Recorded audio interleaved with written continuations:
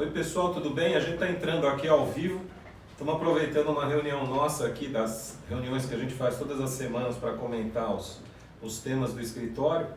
E obviamente um dos temas que continua em voga, o tema que continua sendo mais tratado e questionado para nós durante essa semana é LGPD. Agora, passada uma semana da entrada em vigor da lei, surgiram as primeiras ações judiciais, estão surgindo os primeiros questionamentos, enfim, as coisas estão começando a acontecer na prática. Então a gente queria comentar um pouquinho com vocês um pouco dessas ações judiciais, quais são as primeiras decisões. Agora nós vamos começar a ver como que a lei vai se dar na prática, como que a jurisprudência vai começar a se formar. A gente já teve algumas decisões que a gente pode classificar como surpreendentes, inclusive, né?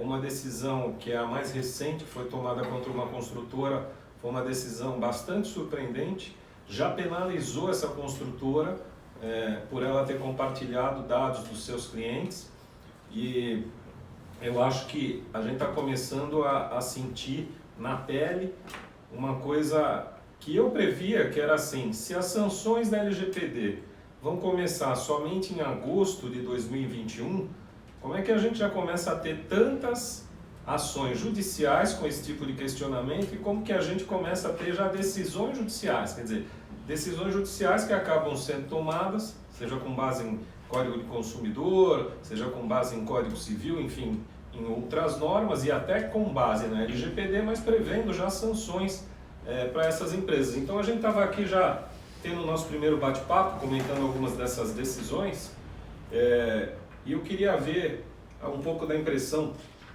de todo mundo, queria ver o que a Juliana achou, o que ela conseguiu ver dessas decisões também, para a gente pular para outro assunto depois.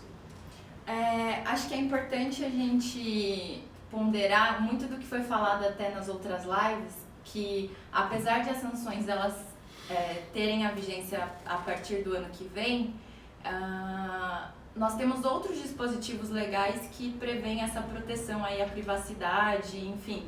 E os próprios princípios da lei da LGPD já podem ser aplicados, né? Já estão em pleno vigor aí.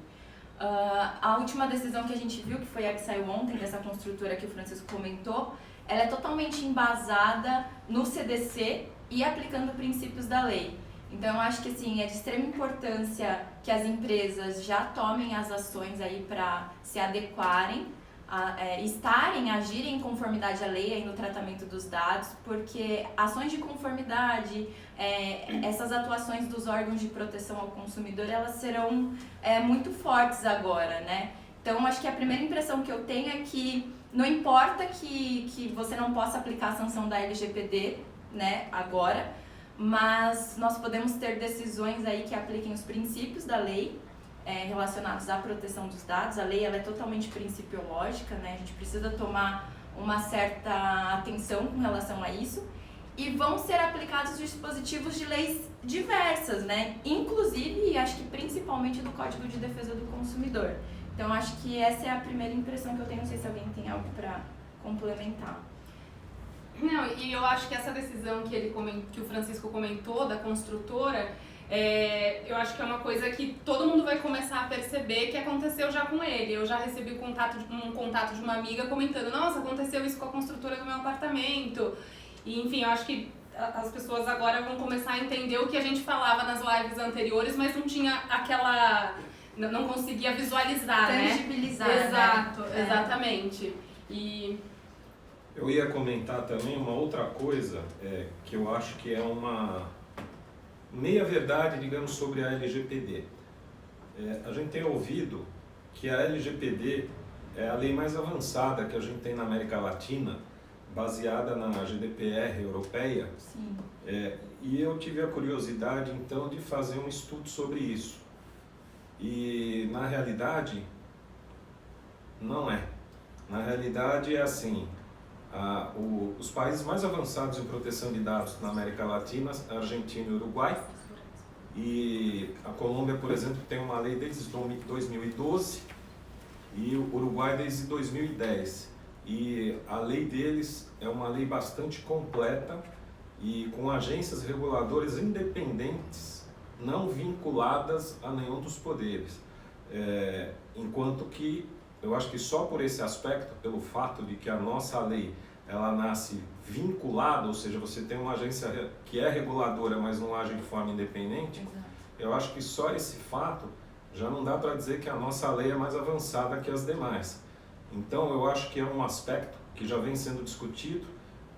Eu sei que já existem 3 projetos de lei para emendar a LGPD, e um deles fala sobre a autonomia da agência reguladora.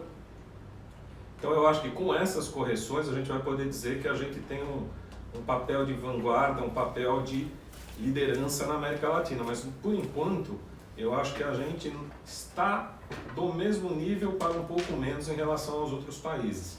Então muitas vezes a gente fala que a gente está na liderança, e um outro detalhe que eu acho que a gente ainda não se atentou na LGPD. A gente segue um modelo europeu e não o modelo americano de proteção de dados, tá? O modelo americano ele é um modelo muito mais livre, e ele é um modelo que diz o mercado regula e não a agência ou a lei regulam. Vocês vejam o confronto que isso vai gerar, porque as grandes empresas americanas, como Google, Facebook, etc. e tal, seguem esse princípio do mercado regula. Então elas não querem se submeter, porque elas atuam mundialmente, e elas não vão querer que em um determinado país a atuação delas seja totalmente diferente, que elas tenham que prestar conta, fornecer dados toda vez que requerido. Isso muda o modelo de negócio. Então, isso é uma coisa que também não foi pensada. E ao não se pensar, você acaba criando uma série de confusões, digamos assim, que o Poder Judiciário é que vai ter que, ao final, determinar o caminho. Quer dizer, você cria uma lei que, ao final, a judicialização é que vai dizer a lei. Então, não é uma coisa muito clara.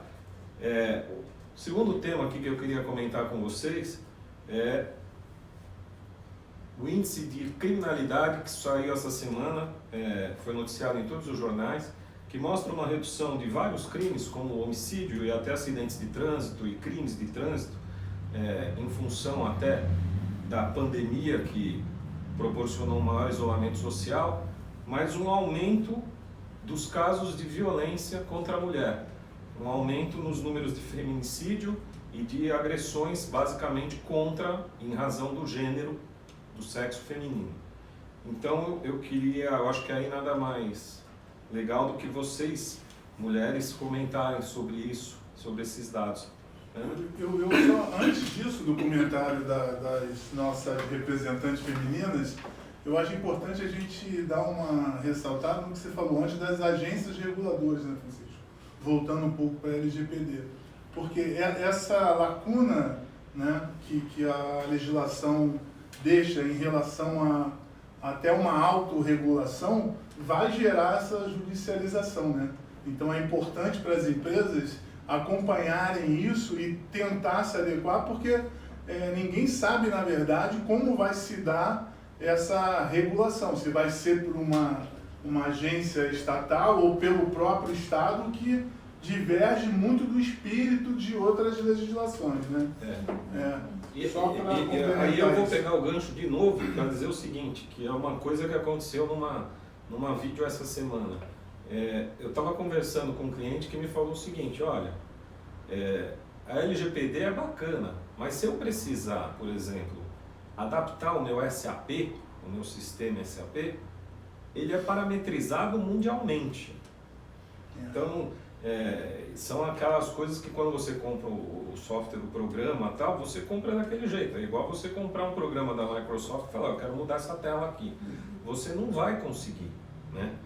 E alguns outros, em que você até consegue customizar, você consegue a um custo altíssimo. Quer dizer, você vai falar, você quer mudar a tela do Adobe aqui, a Oracle vai mudar uma coisa para você, vai te cobrar. Exato. Então é assim, outra coisa não prevista. Mas agora, retomando um pouquinho, eu acho que vocês, meninas, acho que a Ana poderia começar a falar um pouco dessa questão da violência contra a mulher.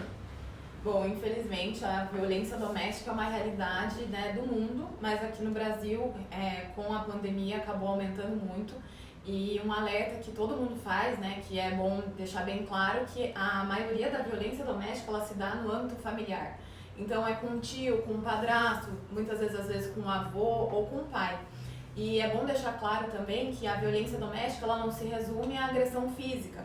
Então também tem a agressão patrimonial, então às vezes é um cara que fica extorquindo a esposa, ou que tá com o celular dela na parede, ou que faz ameaças psicológicas do tipo, se você não fizer o que eu quero, eu vou te deixar, ou eu vou levar os nossos filhos pra mim, duvido que algum juiz fique do seu lado nessa situação. Então assim, ela pode se dar de diversos moldes.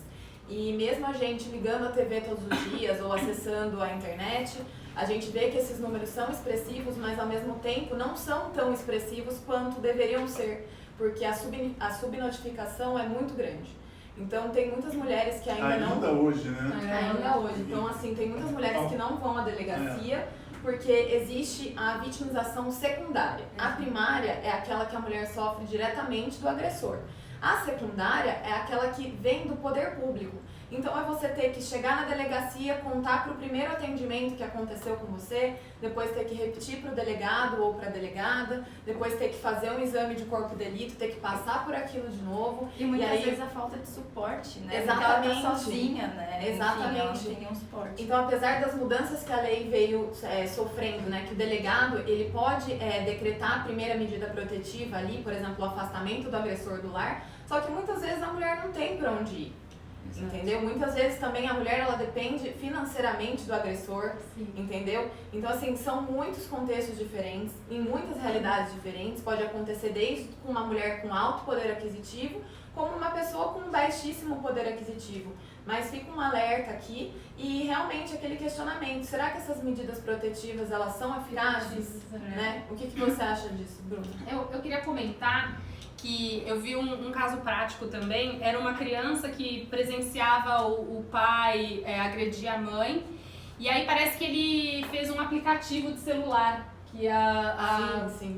não sei se vocês viram Eu também. vi. E aí a pessoa consegue compartilhar a localização de onde ela está sofrendo agressão, consegue cadastrar um contato de telefone de uma pessoa que pode ser avisada. Enfim, e achei interessante isso, mas eu não sei se isso esbarraria na LGPD, já que a gente comentou aqui de LGPD e, enfim, o que o Francisco poderia... Eu acho que nesse caso, você tem um bem maior, digamos assim, né? Primeiro que a LGPD, você pode, de certa forma, trabalhar os dados ou trafegar os dados, desde que você tenha uma situação grave ou, isso é a minha interpretação, tá? Ou determinação legal. Determinação legal judicial é indiscutível, mas isso é como uma empresa de telecomunicações que recebe um pedido não oficial de quebra de sigilo porque está acontecendo um sequestro. Certo. Ela vai fazer uma interpretação literal e vai dizer, não, como não está aqui assinado como ordem judicial, eu vou aguardar chegar a ordem judicial.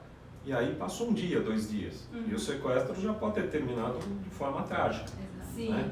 Ou você aceita aquele pedido com o delegado ou a autoridade assumindo aquela responsabilidade e aí você depois referendo através da ordem judicial. Então eu acho que certos casos de agressão e de coisas contra a mulher tem que seguir esse caminho.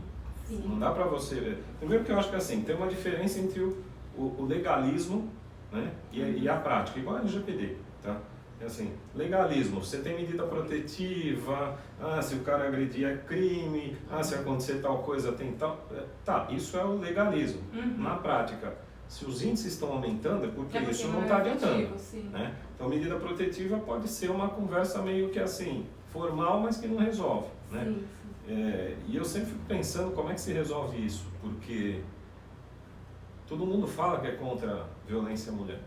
Até o agressor contra a mulher, se você for entrevistar, ele vai falar, eu sou contra. Sim. Mas esse cara que fala que é contra é o que agride. Né? Exatamente. E fora esse parentesco nefasto, assim, meio familiar, que 50%, 60% dos abusos e das coisas começam dentro de casa. Eu não sei como é que se muda isso. O chavão, o lugar comum, não, isso daí se muda através da educação. Mas também, de novo, é uma medida que é assim, é o legalismo, é a pedagogia, etc. e tal. Então eu acho que eu começo a pensar se um projeto como uma castração química para reincidentes em crimes sexuais não seria adequado. Sei que isso é uma medida que muita gente acha que assim, isso é uma coisa muito violenta, é uma coisa muito, a gente fala, isso é de direita, porque você... Mas eu não sei se aquele reincidente sexual para de reincidir, se ele tiver a oportunidade de reincidir. E a castração química, quando eu digo, não é uma castração física, tá? É uma injeção em que você diminui a forma de libido.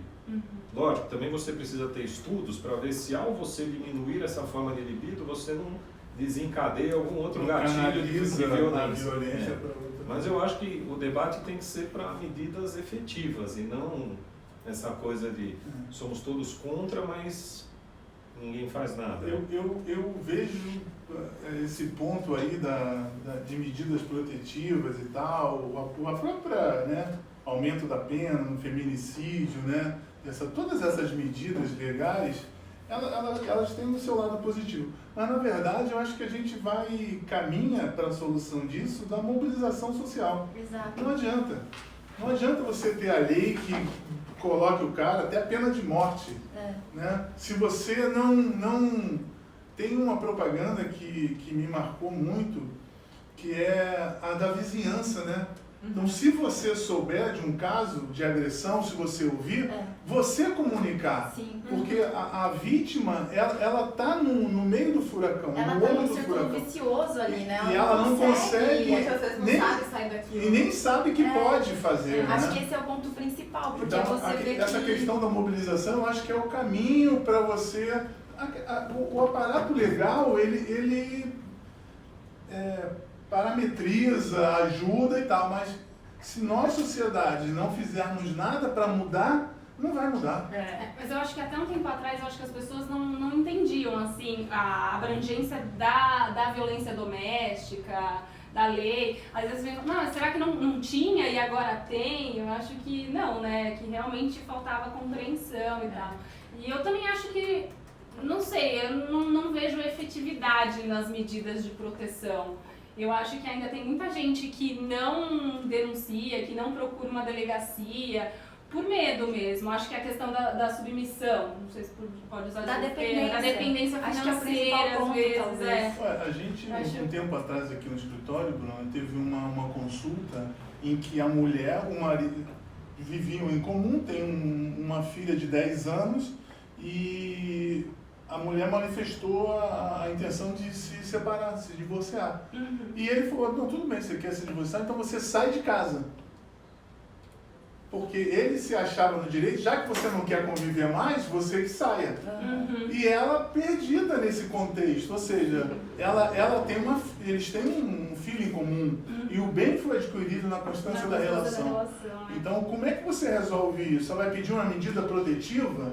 Vai ter que conviver? Um negócio né? abstrato, né? Pra você colocar. Mas na em- prática, acaba sendo que essa imposição, né, masculina, né, o machismo acaba... Então ele estava forçando ela a sair de casa. Né? Eu acho que esse ponto que você colocou de tratar o problema ali na origem é o principal, porque hoje você vê que o percentual de denúncias diminuiu, né? E você vê o aumento do feminicídio. Então, acho que tratar o problema ali é difícil para a mulher que se vê numa situação de violência doméstica, né? De às vezes falar, ela não consegue muitas Às vezes vezes tem vergonha, externar, né? Eu acho. exatamente. E ela tá num ambiente familiar, às vezes, que ela é totalmente coagida e não consegue sair dali. Acho que você tem hoje, talvez, um avanço na legislação penal que trata sobre essa questão do feminicídio. Você tem a criação de várias delegacias da mulher, que você consegue ter um acesso melhor, uma atenção talvez melhor, mas acho que ainda precisa de um tratamento social, né? Um problema muito mais social do que qualquer outra coisa, enfim.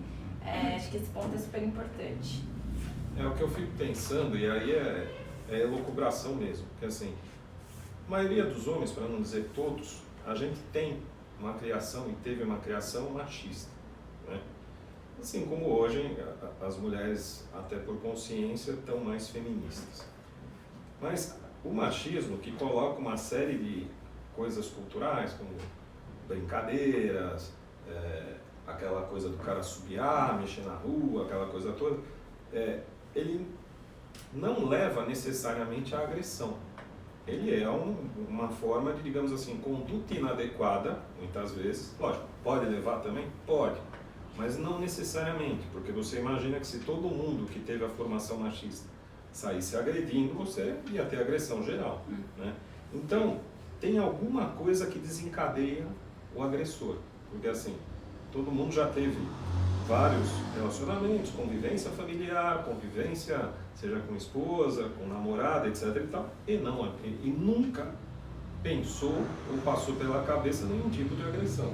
E por que para outros é natural que diante de qualquer situação de dificuldade ou de divisão o cara já sai agredindo? Então aí tem algum gatilho que você liga. Sim. E que é aí que você precisa ver aonde desliga, mas como eu digo, enquanto você não consegue tratar a causa, que é essa coisa de, será que é mais educação? Será que é mais preparo e acompanhamento na família? O que é? Não sei. Talvez você tenha que tratar a consequência, cara. Porque assim, efetivamente você tem um número de feminicídios subindo, você precisa diminuir. O que você faz? Tá, você vai falar, vamos fazer uma campanha na televisão para dizer para o cara não mate, mas não vai adiantar nada. Então, você vai ter que subir pena e pensar em coisas novas. Por mais que isso possa parecer uma coisa assim, é meio reacionário porque você está simplesmente querendo enfiar mais gente na cadeia. Eu acho que eu concordo com você. Eu não tô, acho que uma coisa não exclui a outra, né?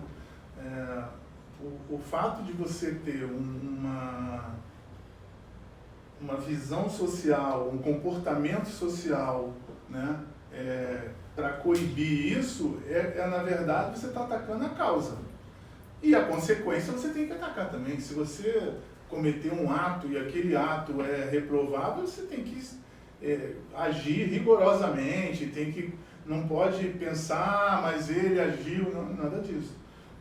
E tem eu tenho assistido, e uma dica aqui, um podcast chama Praia dos Ossos. Praia dos Ossos foi a praia do assassinato da Ângela Diniz, que foi um julgamento célebre, que trouxe a legítima defesa da honra, foi o Evaristo de Moraes, né? Então, naquele episódio lá do Doc Street, do assassinato, né, a nossa sociedade, eu acho que ainda hoje pensa igual, que o homem estaria legitimado, né, a defender a sua honra. Então, julga a conduta moral da vítima, né, na verdade é o que está em julgamento, do que o ato em si dele, que foi homicídio. Né? Homicídio. Então, essas questões, a gente está falando de uma coisa que aconteceu há quase 20 anos, e é hoje a nossa realidade, né? A gente não consegue evoluir, né? Enquanto sociedade, né? E eu acho que assim, para a gente também não ficar aqui 2 horas, deixa a gente ficar falando, eu acho que só para encerrar, um assunto que tem sido bastante questionado é o fato de que as medidas provisórias, não no sentido só de ser uma MP, mas todas aquelas medidas que o governo tomou provisoriamente durante o período da pandemia, principalmente trabalhistas, como garantia de emprego, suspensão do contrato de trabalho, estabilidade durante aquele período para alguns, elas estão chegando ao final. Né? O auxílio emergencial deve ser estendido aí mais 2 meses no máximo, mas as medidas provisórias que não foram convertidas em lei, algumas estão caducando, algumas o governo diz que vai retirar, inclusive, e aí nós vamos voltar à vigência normal CLT. Né? E qual a perspectiva que você vê para isso? Eu acho que esse novo, né, que falam, né, na relação do trabalho é o home office, Francisco. A gente cada vez mais, eu participei de uma live e o que se discutia na live era essa questão. Por exemplo, o empresário viu, né, que para ele é melhor deixar o empregado. Né? A questão vamos chamar, aquela categoria de emprego em que você tem uma maior autonomia intelectual, né, o home office ele funciona bem. O problema é, naquelas outras atividades em que você poderia ter isso, como você controla a produtividade. Então, empreender hoje passa por esse dilema, né? Só que você ainda não tem uma legislação específica para o home office. Você tem alguns você tem aquelas previsões, digamos, Tem CLT, eu tenho a isso. reforma trabalhista que modificou as medidas provisórias, acrescentaram algumas coisas, que é Mas na ainda formalização. não tá, porque algumas questões como controle da jornada de trabalho. Você não teria, né? Você está no home office. Isso, Então, assim, a reforma é de 2017. Então, legalmente, o arcabouço legal, ele regula de uma forma eficaz, entendo eu, salvo essa questão do trabalho. Mas, na prática, como é que o judiciário vai ver isso? Então, é muito pouco tempo para você ter uma resposta, né, de jurisprudência, de interpretação, de como você faz esse controle. Você pode controlar? Então, você percebe que a gente está, de novo, diante de uma série de reformas legais, falando que o judiciário vai decidir o que vai ser, né? Exato. Eu acho que tem alguma coisa... Que acho que é próprio do processo legislativo, né, esses vácuos, né, essas lacunas, né? Eu acho que o direito ele tem essa coisa que é o que faz dele dinâmico, né? A sociedade vai acomodando, né? O legislador pensa uma coisa, mas nem tudo que ele pensou ele consegue. Acho que é do jogo, né? Bom, pessoal, toda semana a gente vai estar fazendo esse bate-papo, a gente já vem fazendo lives há algumas semanas, a gente vai encerrar agora, vou trabalhar um pouquinho e queria agradecer aí a quem teve a paciência de nos acompanhar. Semana que vem a gente volta. Tchau. Tchau. Tchau.